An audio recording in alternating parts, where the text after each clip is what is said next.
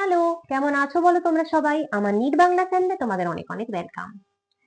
আমরা আজকে ক্লাস 12 এর মলিকিউলার বেসিস অফ ইনহেরিটেন্স, মানে যেখানে মেইনলি মলিকিউলার বায়োলজি পড়ানো থাকে, এটা তোমাদের একটু টাফ লাগে, এই চ্যাপ্টারটার সামারিটা করব। এইটার সামারিতে কিন্তু আমি দেখলাম যে অনেকটাই গোটা চ্যাপ্টারই মোটামুটি কভার হয়েছে। তো এই সামারিটা করলে ডেফিনেটলি তোমার উপকার তো হবেই, আর এই সামারি থেকে বেশ কয়েকটা এমসিকিউ আমি নিয়ে এসেছি তোমাদের জন্য, যেগুলো অবশ্যই তোমাকে নিটের জন্য করে যেতে হবে। এবং এই সামারি যেভাবে আমরা করি এনসিইআরটি থেকে ডাইরেক্ট হাইলাইট করে পড়ি ইংলিশ বাংলা দুটো ভাষায়, সেভাবেই পড়বো। এবং এর এমসিকিউ গুলো আমরা ইংলিশ বাংলা দুটো ভাষায় করবো। তো চলো ভিডিওটা স্টার্ট করা যাক। তুমি যদি আমার চ্যানেলে নতুন হচ্ছ, চ্যানেলটা সাবস্ক্রাইব করতে পারো। ভিডিওগুলো ভালো লাগলে লাইক কমেন্ট শেয়ার করতে একদম ভুলো না। তোমার নিজ জার্নিতে তোমার সাথে আমি কন্টিনিউ আসতাম। তো দেখো, শুরু করা যাক। তো nucleic acids are long polymers of nucleotide. তো নিউক্লিক অ্যাসিড গুলো হলো নিউক্লিওটাইড সমূহের দীর্ঘ পলিমার। আমরা জানি নিউক্লিক অ্যাসিড, ডিএনএ, আরএনএ, এরা কি? এরা নিউক্লিওটাইড দিয়ে তৈরি একটা লম্বা চেনের মতন জিনিস, যেটাকে আমরা বলতে পারি যে অনেকগুলো নিউক্লিওটাইড যেখানে রয়েছে, যে জন্য এটাকে আমরা পলিমার কথাটা বলছি। পলি মানে বেশি, অনেক। তো অনেকগুলো নিউক্লিওটাইড নিয়ে তৈরি চেনের মতন একটা স্ট্রাকচার, তাই তো ডিএনএ বা RNA. While DNA stores genetic information, RNA mostly helps in transfer and expression of information. যেখানে ডিএনএ জিনগত বার্তা সঞ্চয় করে, অধিকাংশ ক্ষেত্রে আরএনএ তখন এই বার্তার স্থানান্তরণ ও প্রকাশে সাহায্য করে।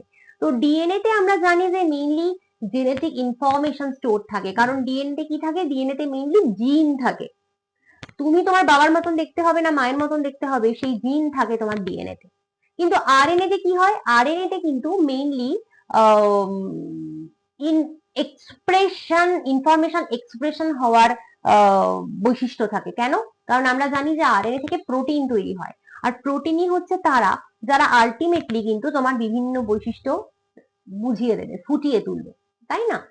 তো যেমন ধরো যে তুমি যদি লম্বা হও, তো লম্বা জিনটা থাকবে তোমার ডিএনএ এর মধ্যে, কিন্তু লম্বা হওয়ার জন্য যে প্রোটিনটা, সেটা কিন্তু আরএনএ থেকেই তৈরি হবে, কারণ আরএনএ থেকেই প্রোটিন তৈরি হয়। Though DNA and RNA both function as genetic material, but DNA being chemically and structurally more stable is a better genetic material. However, RNA is the first to evolve and DNA was derived from RNA. যদিও DNA এবং RNA উভয়ই জিনগত বস্তু হিসেবে কাজ করে, কিন্তু DNA রাসায়নিক ও গঠনগতভাবে অধিকতর স্থিতিশীল হওয়ায় জিনগত বস্তু হিসেবে তুলনামূলকভাবে অধিক উপযোগী। তবে সর্বপ্রথম আরএনএ এর সৃষ্টি হয়েছিল এবং আরএনএ থেকে ডিএনএ উদ্ভূত হয়েছিল। দেখো, ডিএনএ আরএনএ এর মধ্যে তোমায় যদি জিজ্ঞেস করে কে বেশি স্টেবল, তো অফকোর্স ডিএনএ বেশি স্টেবল। কেন? কারণ তার কারণ হচ্ছে তোমার ডিএনএ কিন্তু ডাবল স্ট্র্যান্ডেড, ডিএনএ তে দুটো স্ট্র্যান্ড থাকে, দুটো তন্ত্র থাকে, তাই জন্য ডিএনএ বেশি স্টেবল আরএনএ থেকে। কিন্তু আরএনএ কিন্তু এসেছিল আগে, এভলিউশন যদি দেখো, আরএনএ এসেছিল আগে, আরএনএ থেকেই ডিএনএ তৈরি হয়। The hallmark of the double-stranded helical structure of DNA is the hydrogen bonding between the bases from opposite strands. তো ডিএনএ এর দ্বিতন্ত্রী হেলিকাল গঠনের বৈশিষ্ট্য হলো পরস্পর বিপরীতমুখী দুটি ডিএনএ তন্তুর বেস সমূহের মধ্যে গঠিত হাইড্রোজেন বন্ধনী। তো তুমি জানো যে ডিএনএ তে কি হয়? ডিএনএ তে এরকম দুটো স্ট্র্যান্ড থাকে, দুটো তন্ত্র থাকে। তার ধরো এখানে একটা বেস থাকলো, এখানে একটা বেস থাকলো, ধরো সাপোজ এখানে এ থাকলো, এখানে টি থাকলো। এই দুজনের মধ্যে যে বন্ডটা থাকে সেটা কি বন্ড? সেটা হচ্ছে হাইড্রোজেন বন্ড বা হাইড্রোজেন বন্ধনী, তাই তো? The rule is that adenine pairs with thymine through 2 hydrogen bonds and guanine with cytosine through 3 hydrogen bonds. Base সমূহের মধ্যে হাইড্রোজেন বন্ধনী গঠনের নিয়মটি হলো এই যে অ্যাডিনিন দুটো হাইড্রোজেন বন্ধনীর সাহায্যে থাইমিনের সঙ্গে এবং গুয়ানিন তিনটে হাইড্রোজেন বন্ধনীর সাহায্যে সাইটোসিনের সঙ্গে জোড় গঠন করে। তাহলে অ্যাডেনিন সবসময় থাইমিনের সাথে থাকবে, আর গুয়ানিন সবসময় সাইটোসিনের সাথে থাকবে। তো অ্যাডেনিন আর থাইমিনের মধ্যে দুটো হাইড্রোজেন বন্ড থাকে, গুয়ানিন আর সাইটোসিনের মধ্যে তিনটে হাইড্রোজেন বন্ড থাকে। This makes one strand complementary to the other. তো এর ফলে কি হয়? ডিএনএ এর একটি তন্তু অপর তন্তুটির পরিপূরক হয়। তাই না? কারণ এ কে সবসময় টি এর সাথেই থাকতে হবে। এ কিন্তু জি এর সাথেও থাকতে পারে না, সি এর সাথেও থাকতে পারে না। আবার জি কে সি এর সাথেই থাকতে হবে, জি কিন্তু এর সাথেও থাকতে পারবে না, টি এর সাথেও থাকতে পারবে না। The DNA replicates semi-conservatively. The process is guided by the complementary hydrogen bonding. DNA এর প্রতিলিপিকরণ অর্ধ সংরক্ষণশীল পদ্ধতিতে ঘটে এবং এই প্রক্রিয়াটি পরিপূরক হাইড্রোজেন বন্ধনীর দ্বারা পরিচালিত হয়। তোমরা জানো যে ডিএনএ এর যে রেপ্লিকেশন হয় বা প্রতিলিপিকরণ হয় সেটা একটা সেমি কনজারভেটিভ নেচার। কারণ একটা নতুন স্ট্র্যান্ড যখন তৈরি হয় তার সাথে সবসময় একটা পুরনো স্ট্র্যান্ড জুড়ে থাকে, যেটাকে সেমি কনজারভেশন বলে। আর সেটা কিন্তু হাইড্রোজেন বন্ধনীর দ্বারাই সম্ভব হয়। A segment of DNA that codes for RNA may in a simplistic term can be referred as gene. DNA এর একটি খণ্ডক যা আরএনএ তৈরির সংকেত বহন করে একে অতি সহজ পরিভাষায় জিন বলে। আমরা বলতে পারি যে জিন কি, তোমাকে যদি খুব সহজে বলতে হয় জিন কি, তো তোমাকে বলতে হবে জিন হলো ডিএনএ এর একটা পার্ট যা থেকে আরএনএ তৈরি হয়। During transcription also, one of the strands of DNA acts a template to direct the synthesis of complementary RNA. Transcription কালেও ডিএনএ এর একটি তন্তু টেমপ্লেট হিসেবে কাজ করে এবং পরিপূরক আরএনএ সংশ্লেষ প্রক্রিয়াকে পরিচালিত করে। তুমি জানো যে ডিএনএ থেকে যখন আরএনএ তৈরি হয় তখন ডিএনএ এর কিন্তু একটা স্ট্র্যান্ড থেকেই কিন্তু আরএনএ তৈরি হয়। ডিএনএ এর দুটো স্ট্র্যান্ড থেকে তো আরএনএ হচ্ছে না, একটা স্ট্র্যান্ড থেকে হচ্ছে। কোনটা? যেটা 5 প্রাইম টু 3 প্রাইম যার ডিরেকশন থাকে। ধরো আরএনএ ধরো কিভাবে হবে, ধরো ডিএনএ রয়েছে 3 টু 5, এবার এইখানে ধরো আরএনএ হওয়া শুরু করলো, আরএনএ 5 টু 3 দিকেই এগোবে। তাহলে ডিএনএ এর এই যে ডিএনএ এর স্ট্র্যান্ডটা 3 টু 5 এটা থেকেই কিন্তু এই আরএনএটা তৈরি হবে। In bacteria, the transcribed mRNA is functional, hence can directly be translated. ব্যাকটেরিয়াতে ট্রান্সক্রিপশন প্রক্রিয়ায় উৎপন্ন এমআরএনএটি সক্রিয় হয় এবং তাই সরাসরি সংশ্লেষিত হতে পারে। দেখো এই যে এমআরএনএ তৈরি হয় ডিএনএ থেকে, সেটা আমাদের ইউক্যারিওটিকের ক্ষেত্রে কি হয় বলতো, ওই আরএনএটা তৈরি হওয়া মানেই যে ওর থেকে সাথে সাথে প্রোটিন তৈরি হবে তা কিন্তু না। আমাদের যে এমআরএনএ তৈরি হয় সেটাকে কিন্তু প্রসেস করতে হয়, তার স্প্লাইসিং হয়, তার প্রসেসিং হয়, তবে সেটা আলটিমেটলি প্রোটিন তৈরি করতে পারে। কিন্তু ব্যাকটেরিয়াতে ওইসব ঝামেলা নেই। ব্যাকটেরিয়াতে যে এমআরএনএ তৈরি হয় না সেটা ডাইরেক্টলি ফাংশনাল, মানে এমআরএনএ তৈরি হলো কি হলো না ওর থেকে প্রোটিন তৈরি শুরু হওয়া যায়। In eukaryotes, the gene is split. The coding sequences exons are interrupted by non-coding sequences introns. Introns are removed and exons are joined to produce functional RNA by splicing. তো ইউক্যারিওটিক জীবদের ক্ষেত্রে জিনটি খণ্ডিত হয় সংকেত বহনকারী সজ্জাক্রমগুলোর, অর্থাৎ এক্সনগুলোর কাজ সংকেত বহন করে না এমন সজ্জাক্রম অর্থাৎ ইন্ট্রন দ্বারা বাধাপ্রাপ্ত হয়। স্প্লাইসিং প্রক্রিয়ার মাধ্যমে ইন্ট্রনগুলোর অপসারণ ঘটে এবং এক্সনগুলো পরস্পর যুক্ত হয়ে কার্যকরী আরএনএ গঠন করে। তোমাকে যেটা বললাম ইউক্যারিওটের ক্ষেত্রে কি হয়, ইউক্যারিওটের ক্ষেত্রে যে এমআরএনএ তৈরি হয় সে কিন্তু তৈরি হওয়ার সাথে সাথেই আরএনএ তৈরি প্রোটিন তৈরি করতে পারে না। কেন? কারণ তার মধ্যে ইন্ট্রনও থাকে এক্সনও থাকে। এবার ইন্ট্রন গুলো হচ্ছে বাজে, ইন্ট্রন গুলোকে কোনো কাজে নেই, তো ইন্ট্রন গুলোকে তাড়াতে হবে। ইন্ট্রন গুলোকে তাড়িয়ে এক্সন গুলো শুধু থাকবে, সেই অবস্থায় কিন্তু এমআরএনএ থেকে প্রোটিন তৈরি হতে পারে। তো এই ইন্ট্রন হাঁটিয়ে এক্সন রাখার যে প্রসেস তার নাম স্প্লাইসিং। তো এই স্প্লাইসিং আগে হতে হবে এমআরএনএ এর, তবেই তার থেকে প্রোটিন তৈরি হতে হবে। ডাইরেক্ট কিন্তু এমআরএনএ থেকে প্রোটিন হওয়া যায় না, কিন্তু ব্যাকটেরিয়ার ক্ষেত্রে সেটা যায়। ব্যাকটেরিয়ায় স্প্লাইসিং হয় না কারণ ব্যাকটেরিয়াতে ইন্ট্রনই থাকে না। The messenger RNA contains the base sequences that are read in a combination of 3 to make triplet genetic code to code for an amino acid. Amino অ্যাসিডের সংকেত বহন করার জন্য বার্তাবাহ আরএনএ বা মেসেঞ্জার আরএনএ গঠনকারী বেস সজ্জাক্রমগুলো তিনটে বেস একসাথে নিয়ে ট্রিপলেট ত্রয়ী সজ্জাক্রম বিশিষ্ট জেনেটিক কোড তৈরি করার জন্য পাঠ করা হয়। মানে ধরো সাপোজ এ টি জি, সি টি এ, টি সি এ, এবার এটা আরএনএ এর ক্ষেত্রে যদি বলি না, টি টা আমরা বলবো না, ইউ বলবো, কারণ আরএনএ তে তুমি জানো টি এর বদলে ইউ থাকে। তো যাই হোক, A U G, C U A, U C A, এগুলো ট্রিপলেট, তিনটে তিনটে করে এগুলোকে আমরা বলি হচ্ছে কোডন। তিনটে নিউক্লিওটাইড একসাথে আমরা কোডন বলি। এখান থেকে কিন্তু এই একটা কোডন থেকে একটা অ্যামাইনো অ্যাসিড এখানে তৈরি হওয়ার চান্স থাকে। The genetic code is read again on the principle of complementary by tRNA that acts as an adapter molecule. tRNA যা একটি অ্যাডাপ্টার অণু হিসেবে কাজ করে, এটি জেনেটিক কোডকে পরিপূরকতার নীতির উপর ভিত্তি করে আবার পাঠ করে।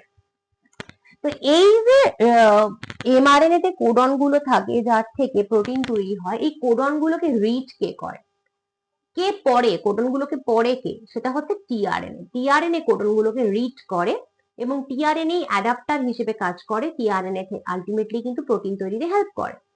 There are specific tRNAs for every amino acid. Protein সংশ্লেষকালে প্রতিটি অ্যামাইনো অ্যাসিডের স্থানান্তরণের জন্য নির্দিষ্ট টিআরএনএ রয়েছে।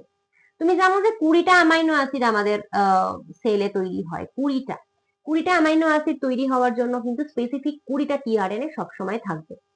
The tRNA binds to specific amino acid at one end and pairs through hydrogen bonding with code on mRNA through its anticodons.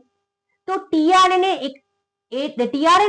এর একটি প্রান্তে নির্দিষ্ট অ্যামাইনো অ্যাসিডের সঙ্গে যুক্ত হয় এবং অ্যান্টিকোডনের সাহায্যে এমআরএনএ স্থিত কোড সমূহের সঙ্গে হাইড্রোজেন বন্ধনী গঠনের মাধ্যমে জোড় গঠন করে। তো টিআরএনএ এরই কাজ হচ্ছে অ্যামাইনো অ্যাসিড ধরে ধরে নিয়ে আসা। সাইটোপ্লাজমে যে অ্যামাইনো অ্যাসিড ঘুরে বেড়ায় সেটাকে ধরে ধরে নিয়ে আসে হচ্ছে টিআরএনএ। টিআরএনএ অ্যামাইনো অ্যাসিড নিয়ে এসে সেই অ্যামাইনো অ্যাসিড গুলো থেকে প্রোটিন করতে সাহায্য করে এবং টিআরএনএ কি করে, এমআরএনএ এর সাথে বাইন্ড করে হাইড্রোজেনের সাহায্যে।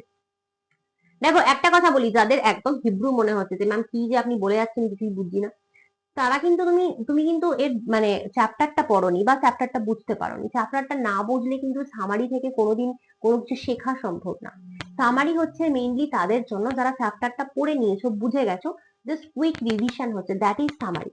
আমি কিন্তু সামারিতে তোমাকে এখন ট্রান্সলেশন বোঝাতে পারবো না। আমি যদি তোমাকে সামারিতে এখন ট্রান্সলেশন বোঝাতে যাই তাহলে আর সেটা সামারি হবে না, তাহলে শুধু ট্রান্সলেশনই তোমাকে এখন 2 ঘন্টা ধরে পড়াতে হবে। তাই যদি না বুঝে থাকো এই কথাগুলো, তোমাকে চ্যাপ্টারটা আগে ভালো করে বুঝতে হবে। The site of translation protein synthesis is ribosomes, which bind to mRNA and provide platform for joining of amino acids. Ribosome গুলো হলো ট্রান্সলেশন প্রোটিন সংশ্লেষের স্থান এবং এগুলো আরআরএনএ এর সাথে যুক্ত হয় ও অ্যামাইনো অ্যাসিড গুলো সংযুক্তির জন্য নির্দিষ্ট প্ল্যাটফর্ম তৈরি করে। তো এই যে টিআরএনএ এমআরএনএ এর বাইন্ডিং হচ্ছে, প্রোটিন তৈরি হচ্ছে, ট্রান্সলেশন হচ্ছে, সেটা কোথায় হয় না, সাইটোপ্লাজমে তো বটেই, এবং সাইটোপ্লাজমের মধ্যে রাইবোজোম এসে এই টিআরএনএ এমআরএনএ এর মধ্যে বাইন্ডিং হতে সাহায্য করে। ঠিক আছে, এবং রাইবোজোমের মধ্যেই কিন্তু অ্যামাইনো অ্যাসিড গুলো নিজেদের মধ্যে জুড়ে জুড়ে প্রোটিন তৈরি শুরু করে। One of the rRNA acts as a catalyst for peptide bond formation, which is an example of RNA enzyme ribozyme. এক প্রকারের এমআরএনএ পেপটাইড বন্ধনী গঠনের জন্য অনুঘটক রূপে কাজ করে, যাকে আরএনএ উৎসেচক রাইবোজোম রূপে গণ্য করা হয়। এমআরএনএ তো নয়, বাংলা বইতে ভীষণ ভীষণ ভীষণ বাজে বাজে ভুল থাকে, বাজে বাজে ভুল। তো একটা আরআরএনএ রয়েছে, আরআরএনএ মানে রাইবোজোমাল আরএনএ।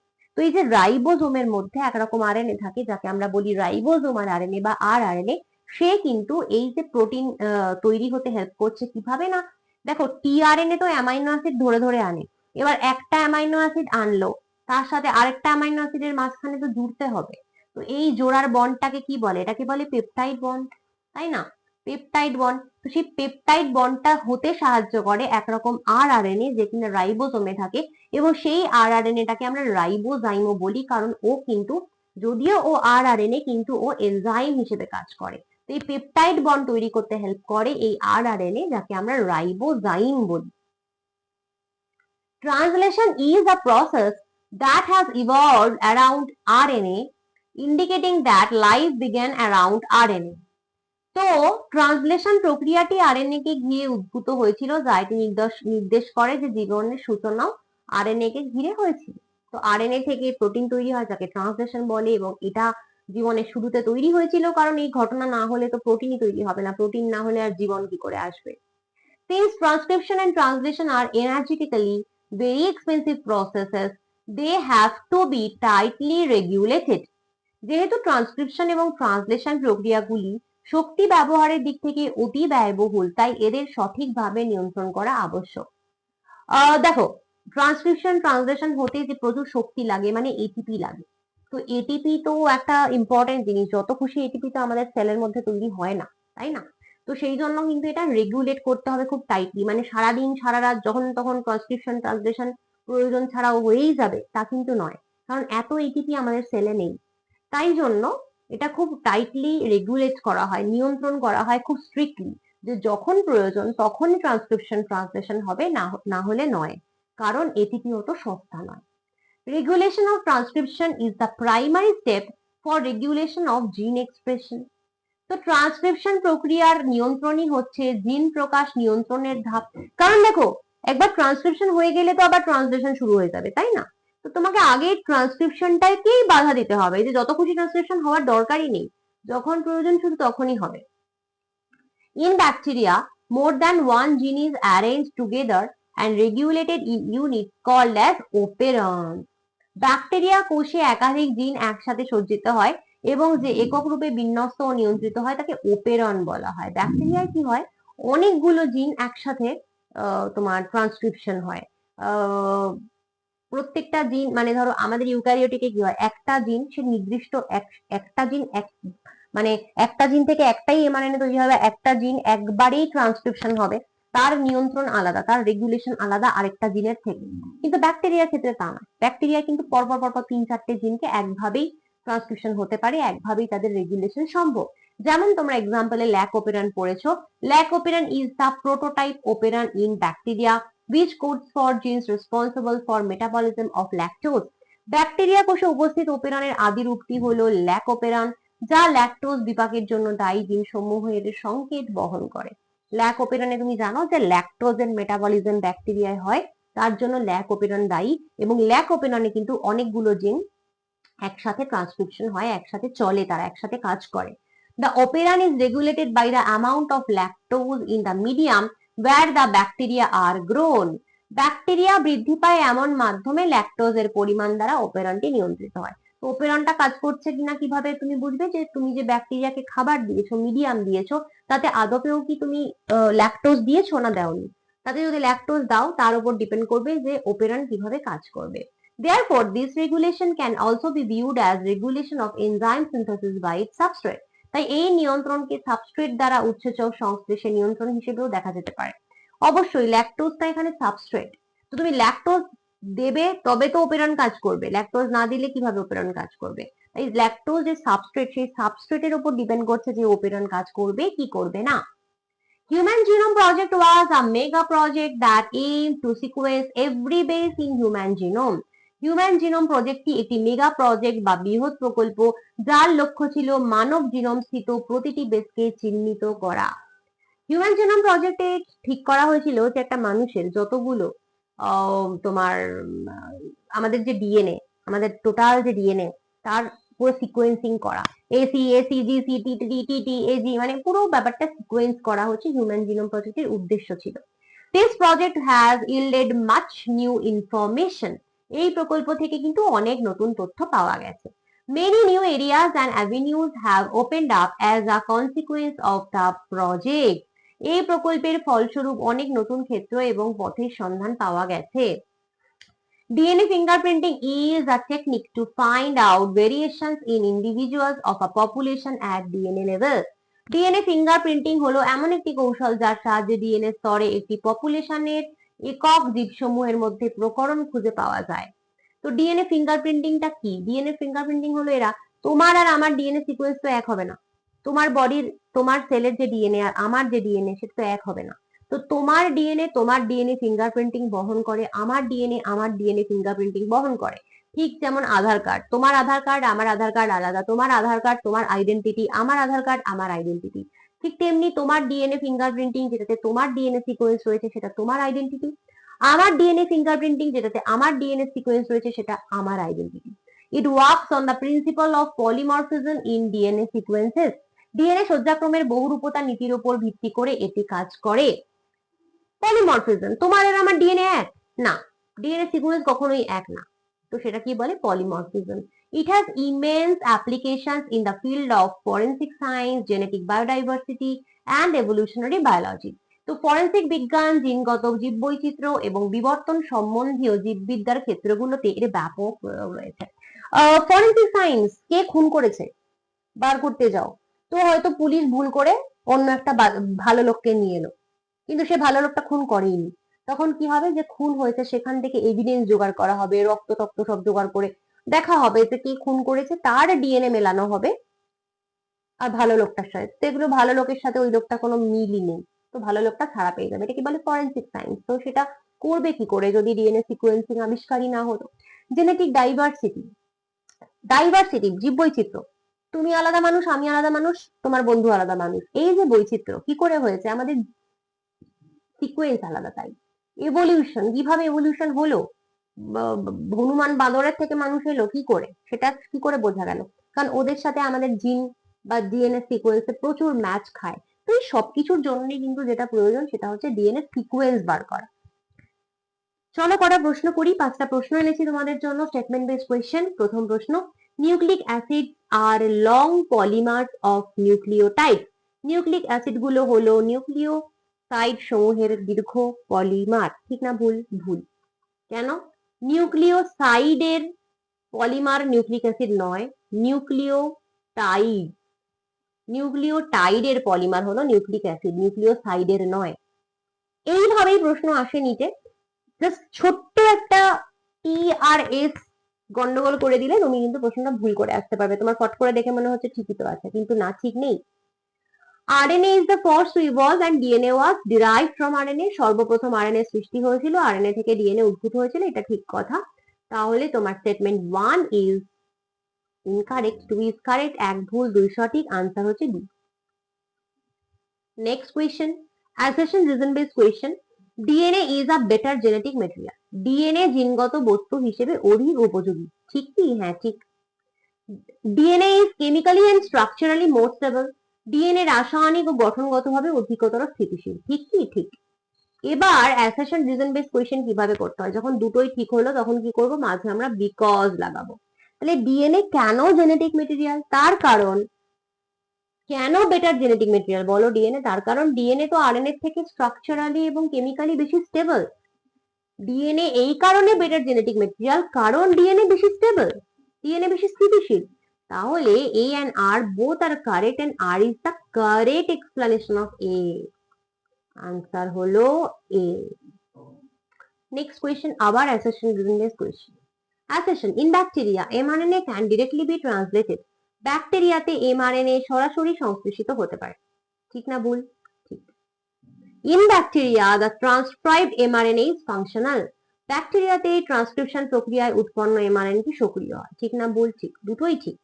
তাহলে আবার কি করব? যখনই দুটো ঠিক হয়ে যাবে মাঝে বিকজ লাগাবো। তো ব্যাকটেরিয়াতে এমআরএনএ ডাইরেক্ট কি করে ট্রান্সলেশন হয়? কারণ ব্যাকটেরিয়ার এমআরএনএটা ফাংশন হয়, তোমাকে যেটা বোঝালাম একটু আগে, যে স্প্লাইসিং এর এখানে প্রয়োজনই হয় না, ও এমআরএনএটা নিজেই ফাংশনাল। তো যখন ও ফাংশনাল তখন তো ডাইরেক্টলি ট্রান্সলেটেড হবেই। তাহলে A and R both R correct. A যেখানে আর হচ্ছে correct explanation of A, answer হচ্ছে এ। নেক্সট প্রশ্নে আমরা চলে যাব। স্টেটমেন্ট 1 বলছে the site of translation is nucleus. Nucleus হলো ট্রান্সলেশনের স্থান, তাই কি? না, ট্রান্সলেশন কি নিউক্লিয়াসে হয়? সাইটোপ্লাজমে হয়, আরো স্পেসিফিক্যালি বলতে গেলে রাইবোজোমে হয়, তাই তো। Ribozyme is the rRNA acts as a catalyst for peptide bond formation. Ribozyme হলো আরআরএনএ যা পেপটাইড বন্ধনী সৃষ্টির কাজে অনুঘটক রূপে কাজ করে। হ্যাঁ, এটাতে কোনো সমস্যা নেই। তাহলে statement 1 is incorrect, 2 is correct, 1 ভুল 2 সঠিক, আনসার হচ্ছে বি। হলো। নেক্সট কোয়েশ্চেন, আবার assertion reason based question. Transcription and translation have to be tightly regulated. Transcription এবং ট্রান্সলেশনকে সঠিকভাবে নিয়ন্ত্রণ করা আবশ্যক, ঠিক না ভুল? অবশ্যই ঠিক। Reason, transcription and translation are genetically very expensive process. Transcription এবং ট্রান্সলেশন শক্তি ব্যবহারের দিক থেকে অতি ব্যয়বহুল, অবশ্যই ঠিক। এবার যখন দুটোই ঠিক মাঝে লাগাবো বিকজ। ট্রান্সক্রিপশন ট্রান্সলেশনকে কেন টাইটলি রেগুলেশন দরকার? কেন সবসময় ওদেরকে প্রচন্ড একটা স্ট্রিক্ট নিয়ন্ত্রণ প্রয়োজন? তার কারণ এনার্জেটিক্যালি ওরা এক্সপেন্সিভ। শক্তি ব্যবহারের দিক থেকে প্রচন্ড ব্যয়বহুল, কারণ প্রচুর এটিপি লাগে, তাহলে অবশ্যই তুমি দুটোকে লিঙ্ক করতে পারছো। এই জন্যই আমরা ট্রান্সক্রিপশন ট্রান্সলেশনকে টাইটলি রেগুলেট আমাদের করতেই হবে, কারণ হচ্ছে না ওদের প্রচুর এটিপি লাগে এটা হতে। তো A and R both are correct and R is the correct explanation of A. Answer হচ্ছে তাহলে A। তাই দেখো কি হলো তাহলে, তাহলে একদম বোঝা যাচ্ছে তো, প্রশ্ন তো নিতে দেখো এভাবে আসবে, নিটের প্রশ্ন এভাবেই আসবে, এর বাইরে প্রশ্ন হয় না, ঠিক আছে, এবং এই প্যাটার্নেরই প্রশ্ন আসবে। তো প্রশ্ন তোমাকে যদি প্র্যাকটিস করতে হয়, তোমাকে এভাবে প্র্যাকটিস করতে হবে, যা ইচ্ছা প্রশ্ন প্র্যাকটিস করলে তো হবে না, সব রকমের প্রশ্ন তো নিচে আসে না, নিচে এক্সাক্ট এরকম ধরনের প্রশ্ন আসে। তো তুমি যদি মনে করো আমার 2026-এর অনলাইন পেড ব্যাচ এনরোল করতে চাও, you can enrol my batch. আমার ব্যাচে এরকম প্রচুর পিডিএফ তোমাকে দেওয়া হবে, তার সাথে আরো অনেক রকমের ফিচার আছে, তোমাকে আমি আমার ব্যাচের ডিটেলস একবার দিয়ে দিচ্ছি। এবারে তোমাকে আমি বলবো, যারা তোমরা নিট 2026 এবং নিট 2027 দিচ্ছ এবং আমার biology online paid batch enrol করতে চাইছো, তারা এনরোল করতে পারো, খুব তাড়াতাড়ি এনরোল করে নাও। তোমরা 100% NCERT best full syllabus class 11 class 12-এর সমস্ত চ্যাপ্টারের রেকর্ডেড লেকচার্স আমার কাছে পাবে, ফুল সিলেবাস ক্লাস 11 ক্লাস 12-এর পিডিএফ নোটস, এবং সেটাও কিন্তু বাংলা এবং ইংলিশে আমার কাছে পাবে। চ্যাপ্টার ওয়াইজ এমসিকিউ প্র্যাকটিসের পিডিএফ প্রচুর পাবে বাংলা এবং ইংলিশে, ঠিক যেরকম এখানে এক্সাম্পল দেখালাম, এইভাবে প্রত্যেক চ্যাপ্টার থেকে প্রচুর তুমি বেঙ্গলি ইংলিশ পিডিএফ পাবে, এবং চ্যাপ্টার ওয়াইজ টেস্ট তুমি আমার কাছে দিতে পারবে বাংলা ইংলিশ দুটো ভাষায়, ফুল সিলেবাস টেস্ট দিতে পারবে বাংলা ইংলিশ দুটো ভাষায়। তাই নিট যেইভাবে এক্স্যাক্ট তুমি দেবে সেভাবে বায়োলজি কমপ্লিট প্র্যাকটিস তোমার কিন্তু আমার কাছে হয়ে যাবে। এবং আমার ব্যাচের আনলিমিটেড ভ্যালিডিটি, তুমি যদি ক্লাস 11-এ পড়ো তুমি জয়েন করতে পারো, ক্লাস 12-এ পড়ো জয়েন করতে পারো, যদি ড্রপার হও তাও জয়েন করতে পারো।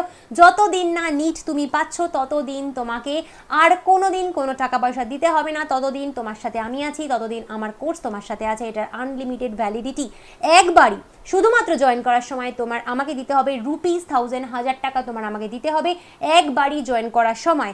তারপর থেকে এটার আনলিমিটেড ভ্যালিডিটি, আর কোনো দিন কোনো এক্সট্রা টাকা পয়সা তোমার কাছে চার্জ করা হবে না।